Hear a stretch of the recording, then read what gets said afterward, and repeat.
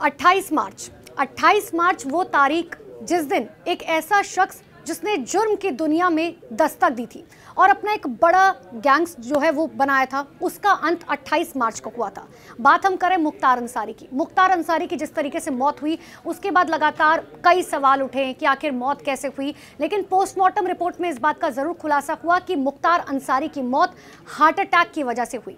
हालांकि कई ऐसे राजनेता हों, राजनीतिक दल हों, परिवार हो, वो लगातार ये बात कर रहे थे कि धीमे जहर, स्लो पॉइजन की वजह से मुख्तार अंसारी की मौत हुई। उसके बाद हमने देखा कि आखिर उनकी कब्र पर, उनके जनाजे में, उनके आखिरी समय में हजारों की तादाद में जो है लोग पहुंचे।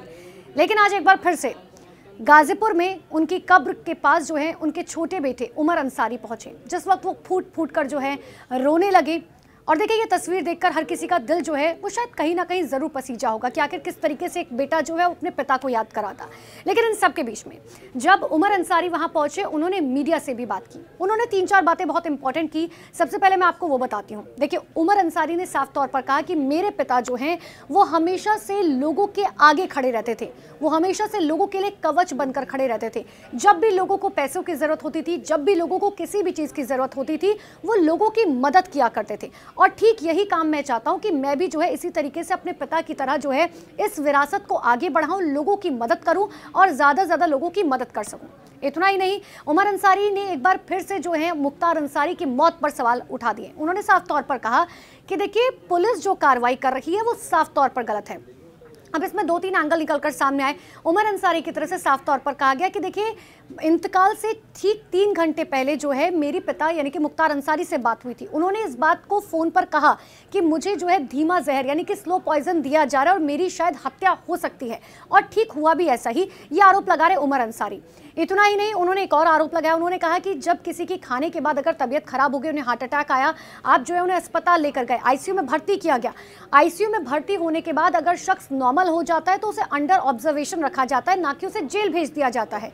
लेकिन मेरे पिता मुख्तार अंसारी को जो है डायरेक्टली जेल भेज दिया गया, जिसके बाद मैं ये मानता हूं कि उनकी मौत नहीं हुई है, उनकी हत्या की गई है। जिसकी वजह से हम लगातार ये कह रहे हैं कि जांच जो है वो आगे बढ़नी चाहिए। हालांकि जांच जो है कमेटी बन चुकी है, अब जांच पड़ताल की जा रही है।